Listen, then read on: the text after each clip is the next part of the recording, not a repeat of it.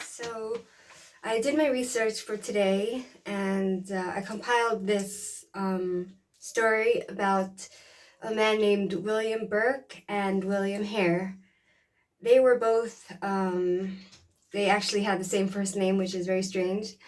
And they, um, they were known for murdering more than 16 victims. So here goes.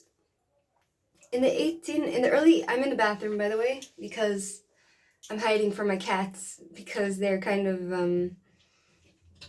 you hear them? They need attention. I gave them food to distract them, but it looks like they just want to be around me all the time. Okay, here goes.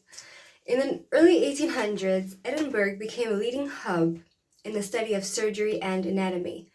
Alexander Monro was the first figure of his era to provide detailed studies of the musculoskeletal system, with the development of science moving forward. This is a time when they were studying the body, okay? Edinburgh was a leading European center of anatomical study in the early 19th century, in a time when the demand for cadavers led to a shortfall in legal supply. So they're all wanting fresh dead bodies, but they couldn't get any legally because there were so few. Scottish law required that dead bodies used for medical research should only come from those who had died in prison or those who killed themselves, suicide, or from orphans. I'm not sure how that makes sense to take orphans.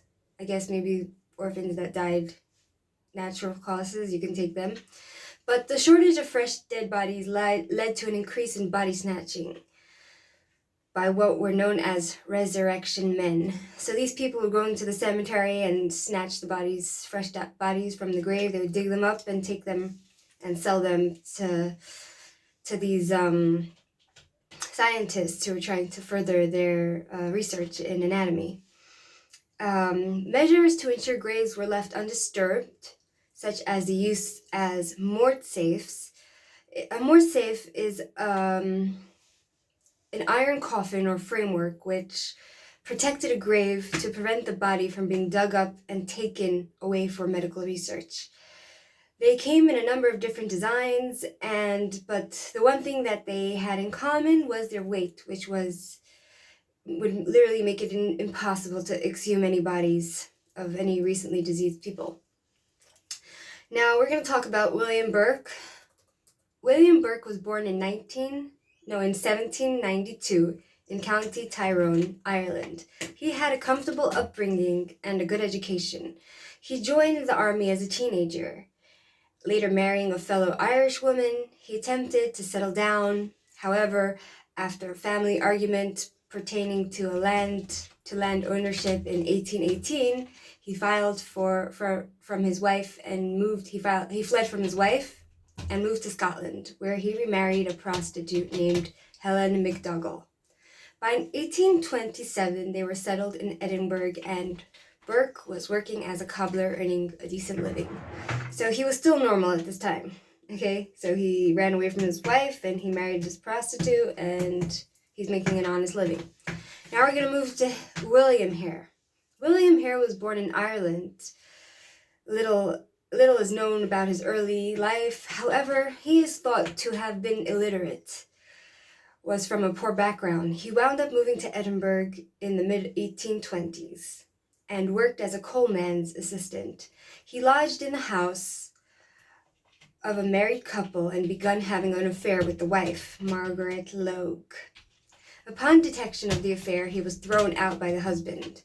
However, he died soon after. The husband died soon after, whereby Hare swiftly moved back in, and he and Margaret ran the lodging house as husband and wife. So now they took over this lodging house. William Hare, he married his woman he was having an affair with. All right. Now we're going to move to Robert Knox. Quiet, kitty. I'm going to come out soon. There was a man named Robert Knox. Robert Knox at the time, Dr. Knox, was something of a medical celebrity. He was a widely celebrated figure.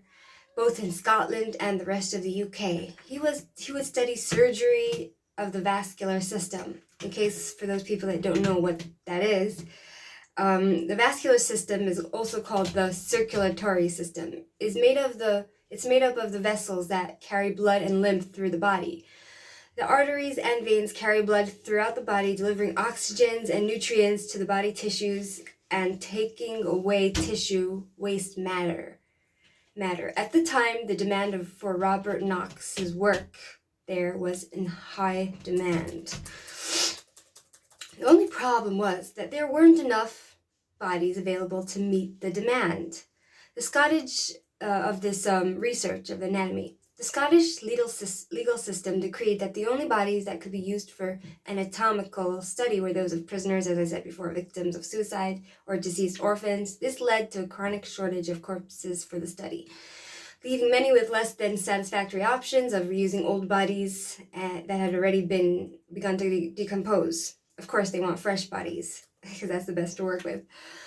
Of course, they do say that the market will always provide for these kind of things, and soon enough, Edinburgh had a major grave robbing problem on its hands.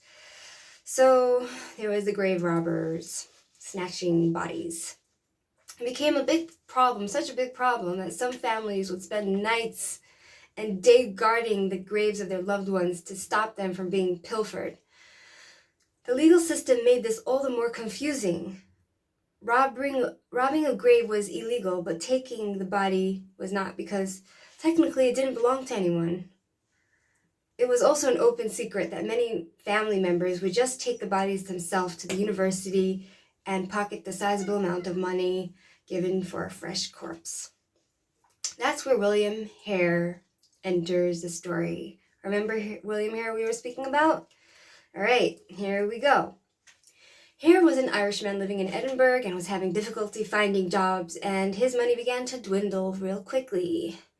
He then met William Burke while working in a place called Penny Cook. They lived together in a lodging house called Tanner's Close, and this place had a reputation for heavy drinking and rambunctious wild behavior.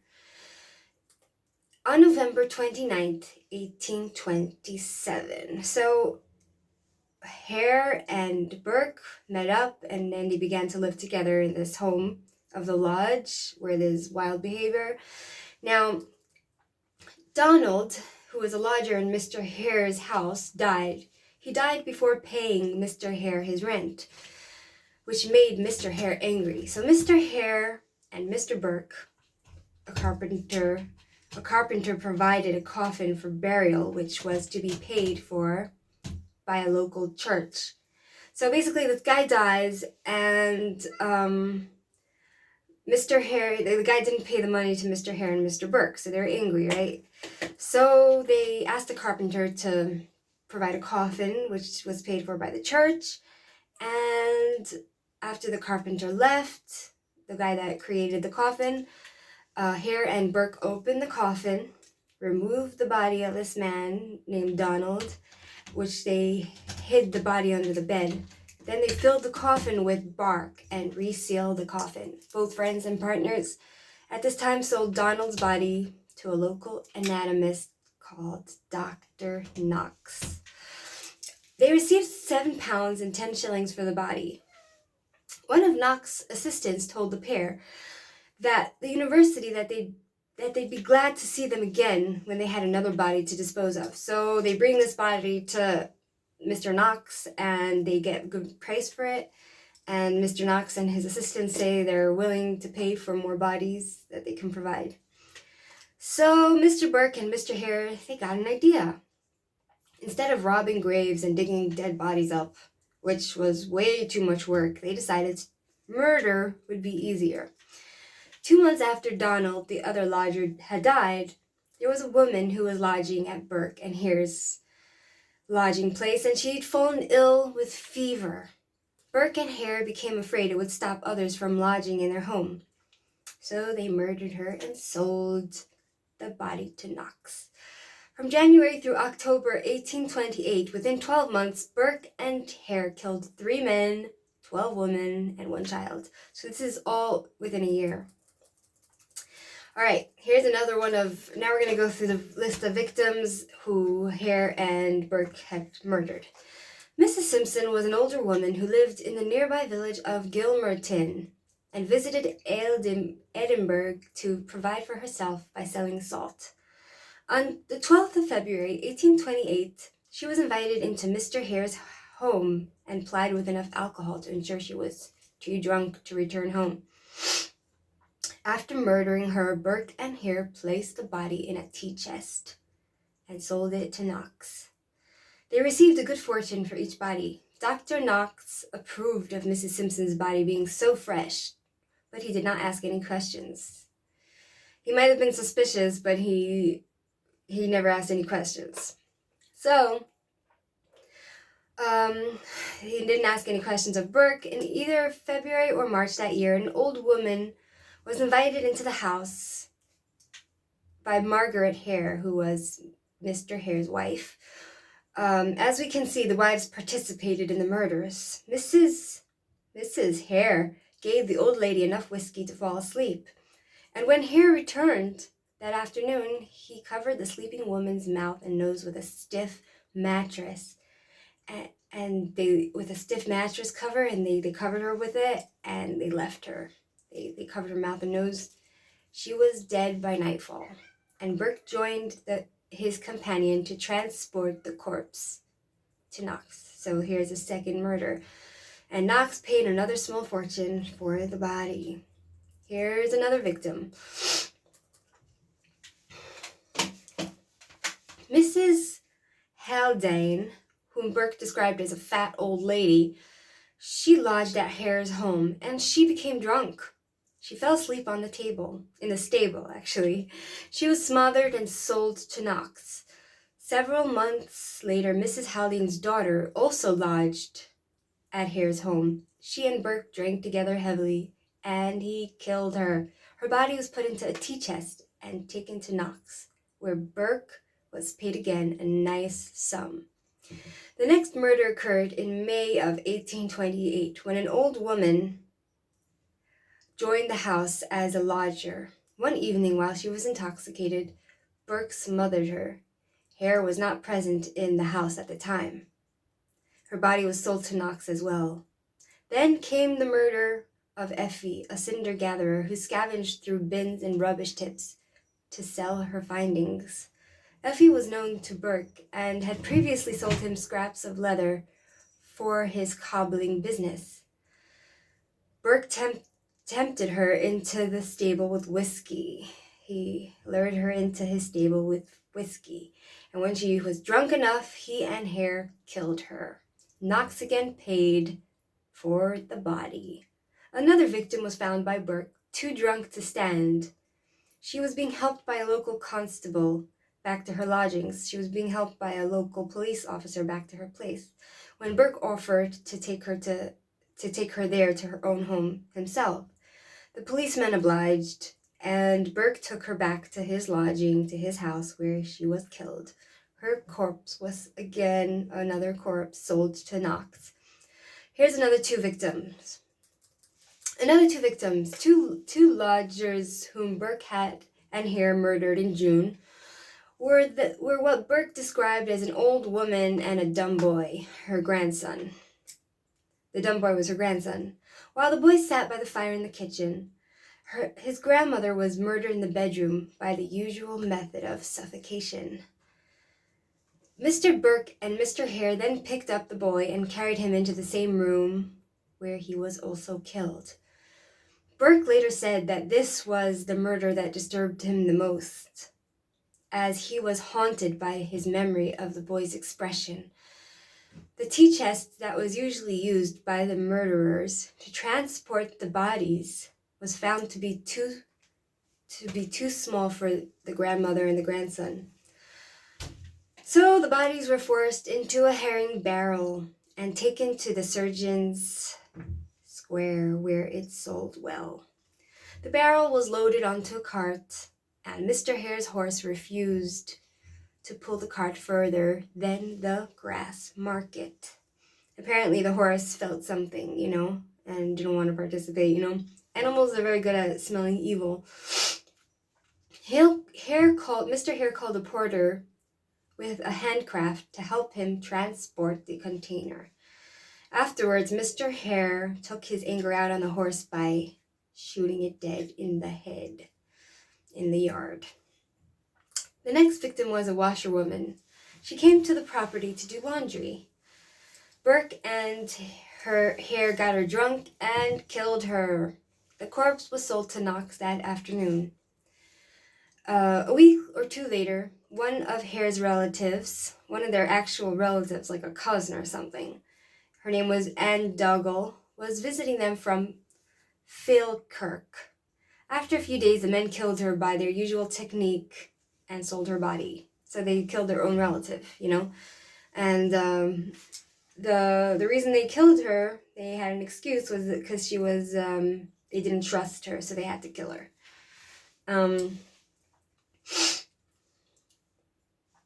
So they sold her body. Burke and Hare's next victim was a familiar figure on the streets of Edinburgh. James Wilson was an 18-year-old young man with a limp caused by deformed feet. He was mentally disabled, and he was known locally as Daft Jamie.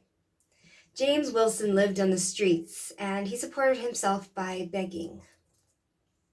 In November, Mr. Hare lured James Wilson to his lodgings and promised him whiskey. Hare sent his wife to fetch Mr. Burke. The two murderers led Wilson into a bedroom, the door of which Margaret Hare locked before pushing the key back under the door. As Wilson did not like excess whiskey, he preferred snuff. It's a different kind of thing. He was not as drunk as most of the duo's victims, and he was also very strong, and he fought back against his two attackers. But he was overpowered and killed in the normal way. His body was stripped, and his few possessions were stolen. They were real lowlives, this Mr. Hare and Mr. Burke. Burke kept a snuff box, and Hare a snuff spoon. So they kept his snuff box, and they took advantage of this guy who was, he was impaired, he was vulnerable, like they would prey on like poor people. And so when the body was examined the following day by Knox and his students, several of them recognized it to be Wilson. Okay. But Knox denied it could be anyone the students had known, but the students knew better. When word started circulating that Wilson was missing, Knox dissected the body ahead of the others that were being held in storage. He had the head and the feet cut off because before the main dissection, where he would do it with the students, he had the head and the feet cut off because the guy had recognizable feet and recognizable face, so people would know, okay, this is Wilson that's missing from the street. Someone had killed him, So it seems that Knox he was quite a shady character himself, because he didn't really care, he just cared for his business. One of the last victims was a woman named Mary Patterson. Though poor, she was beautiful, well-known, and a liked young woman who had come to Edinburgh from Glasgow to work as a maid, and had entered into a relationship with a student of Mr. Knox at the medical school. When she fell pregnant by him, the young gentleman being engaged to Mary broke off the affair. So he was already betrothed to someone else, and Mary was left on her own. Mary gave birth, leaving her son in the care of another friend. Mary applied and was accepted to an asylum called the Magdalene Asylum. It seemed Mary was in some desperation, and this asylum was something between a refuge and a reformatory. It had been set up in the 1790s as an institute to which women who are in danger of falling into a life of crime could turn to bring them back It could turn them back and bring them back into an acceptable society by giving them lessons they need. The only conditions set on the applicants that applied for this asylum was that they needed to be willing to change. They needed to be sincere, and they needed to be capable of being reformed. The asylum trained and supported its inmates until they could be placed into a position of employment. So, Mary spent several years in the asylum and was finally discharged on the 8th of April, 1828. Looking forward to a brighter future, to celebrate her reformation, Janet Brown met her upon her release and took her for breakfast. So Janet Brown was a friend of hers. So they both went out to breakfast. She could not possibly have known that in leading her to their mutual friend William Burke's house on the West Port to dine, they were going to dine at the West Port by William Burke's lodgings, Janet was leading her to her death. Burke was now living with William Hare and their wives. They had been murdering people for several months to sell their corpses to the anatomist Robert Knox. He provided the two women with lots of food and got them nice and drunk with a couple of bottles of whiskey. Mary eventually passed out, and Janet Brown left her in the care of Burke and Mr. Hare. When she returned, Mary wasn't gone. Mr. Hare said that Mary and Mr. Burke had left the house together without saying where they were going. This is what really makes me angry, this part that I'm going to tell you now. Basically, it makes me feel sick. Basically, Janet Brown spent weeks. Janet Brown is Mary's friend, who, Mary was the one that was in the asylum for many years, and she was ready to start a job after, and she came to celebrate. So Janet, she spent weeks searching for a friend, but to no avail. As far as anyone knew, Mary had simply disappeared. In fact, when Janet asked Burke where Mary was actually lying hidden under the bed, under the straw mattress, just a few feet from where Janet had seen her last. She had been smothered in her sleep by William Burke, and she was transported later that evening to the offices of Dr. Robert Knox in the Surgeon's Square. Just less than a day after she had been released from Magdalene Asylum. This was just less than a day after she was released. Burke had her body preserved. So Burke had her body preserved in a tank of whiskey by Knox. Mr. Knox was so impressed by her beauty that he had several local artists visit his office to have sketches of her made.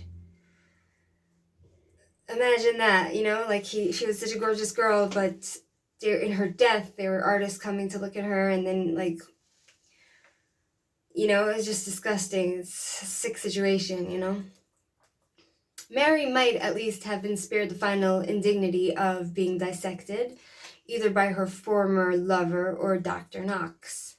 Knox made the mistake of showing off Mary to fellow surgeon Robert Liston.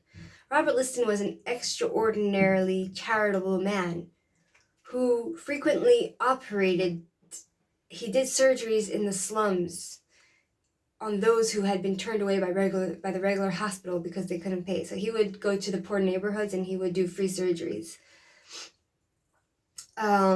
Liston was as familiar with the poor people of the old town as if he were one of them. By Knox's smugness at his possession of Mary, Robert Liston got really, really angry and punched Knox to the floor and had her remains removed for burial. Robert was a good man. Because the government didn't care much for the poor people in the slums, they didn't care about the murders taking place because the murders were right under the nose, but they couldn't care less. Burke and Hare were very careless to cover up their murders and even kept their victims' clothing at their houses. Now, the next part I'm going to tell you is what's going to bring these two murderers down, okay? So they made a fatal mistake. On the 31st of October, Mr. Burke lured an old Irish woman named Margaret Docherty into the lodging house by telling her that his mother was also a Docherty from the same area of Ireland. Mr. Burke, Mr. Hare, and their wives all got drunk with the woman, and there were two other lodgers there as well. But Mr. Hare and Mr. Burke paid the two other lodgers, Anne and James Gray, to sleep elsewhere for the night. So they invited this woman over, who they convinced her that their parents were from the same place, and there were two other people that were staying with this lady, but they paid these other two people to stay somewhere else so that they could murder this woman. The excuse was that they gave the excuse to these two other lodgers that they would be drinking until late in the evening, and they didn't want to inconvenience these two lodgers. They murdered Margaret Docherty, the old Irish woman, and left her body in a pile of hay at the end of the bed. So the two other lodgers, they were the Greys. They were called the Greys. They returned early the next morning and became suspicious when the men would not allow Anne to look for her clothing around the room that Margaret Docherty's body, where Margaret Docherty's body now lay. So she was looking for her clothes, and they wouldn't allow it. Later that evening, when they were left alone, the Greys searched the hay and found Margaret's body and rushed out to tell the police. Burke's wife, McDougall, met them en route to the police station and offered them lots of money weekly for their silence. However, Anne and James Gray refused and made their report. Meanwhile, Burke and Hare took the body to Knox and sold it. The next day, the police visited Knox, identified the body of Margaret, and promptly arrested Burke, Mr. Hare, and both of their wives. So this part is kind of like my father always said, what goes around comes around, something called karma, like drug dealers that shoot other people and in the end get shot. So this is kind of interesting. So as you know, upon searching the homes of Burke and Hare, items of clothing of victims were found, as were the snuff box and snuff spoon of Jamie Wilson. Due to lack of bodies or evidence, however, many of the murderers had little to no evidence on which to convict these two men. Mr. Hare was promised immunity if he confessed to the murders, which would also include his wife's safety from prosecution. So if he testified against his friend Burke, then him and his wife would walk scot-free, even though he's the murderer.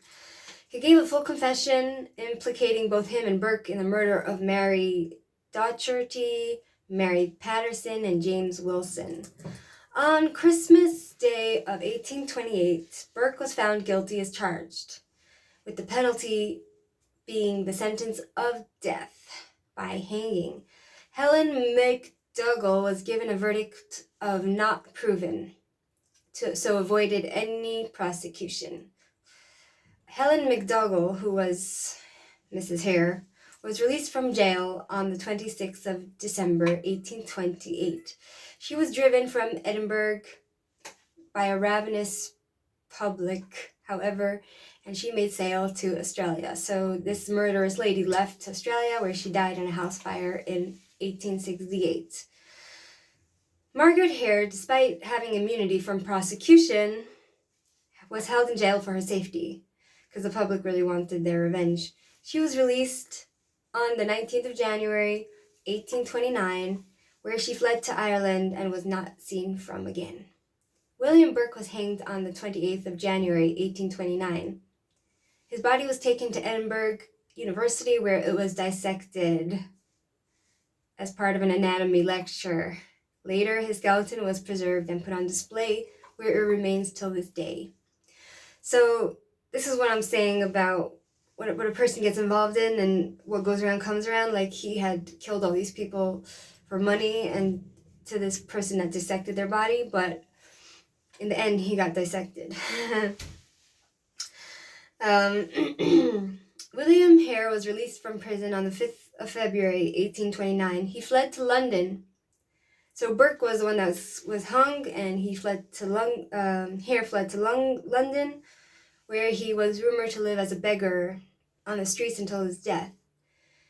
Though there were reliable sightings that placed him in Carlisle alive and well. Dr. Robert Knox was not charged nor prosecuted for his part in the murders. He was cleared of any complicity during an inquiry, which agreed that he had no knowledge of the murders, whilst procuring the subjects of his lectures. Public opinion was against him. Nobody liked this guy. However, eventually he was professional. He became shunned by his peers and eventually moved to London, where he held a medical practice in Hackney until his death in 1862. Now, so he was thrown out of his land and he just continued somewhere else. Now, here's 5 things that you don't know about this case. Here's some 5 facts. So, as I told you before, Burke's body was dissected by the Anatomy Institute, and his skin was actually made into a notebook. And his skeleton is still in the Anatomical Museum, where it remains to this day. His death mask and a book which is bound with his skin can be found at the Surgeons' Hall Museum.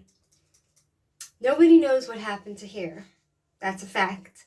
This is the creepiest element of the Burke Hare story, is while Burke was executed, Hare managed to escape the death sentence by confessing in detail to the crimes he and Burke had done. While he was traveling on the mail coach, one of his fellow passengers recognized Mr. Hare from the courtroom, and soon everyone knew that he was arriving to where he was escaping to. The mob wanted to tear him apart, but the police helped him get away, and he walked to England. From there, he disappeared without a trace, and no one ever heard of him again. People hope that, he didn't continue murdering, But as for Burke's execution, people were paying money to witness his execution. And all the people that had a house overlooking the square, the people would pay them so that they can use their house as a sighting tool so they can watch the guy get killed. The new word was coined in the aftermath. Okay, so there's like a whole thing of there's like a whole poetry going on there, and so that's the case of Burke and Hare, the creepy case of Burke and Hare. I hope you enjoyed, and I hope it was clear. I'm pretty new to this storytelling and compiling all the information from the internet and trying to make it understandable. So I hope you enjoyed. I hope you enjoyed the story, and until next time, adios amigas. До свидания. Bye bye.